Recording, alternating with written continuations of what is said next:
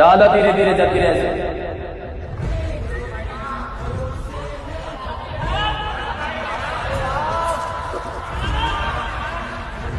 જાઓ જાઓ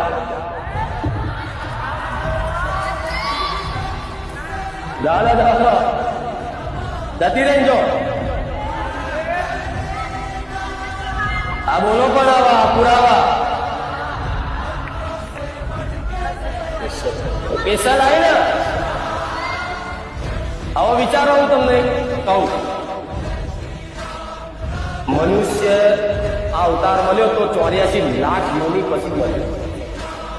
તમારે ચિત્રાય પશુ પક્ષી વૃક્ષ વનસ્પતિ જીવમાં રહીને આવવું પડે તારે બને ખબર છે ને.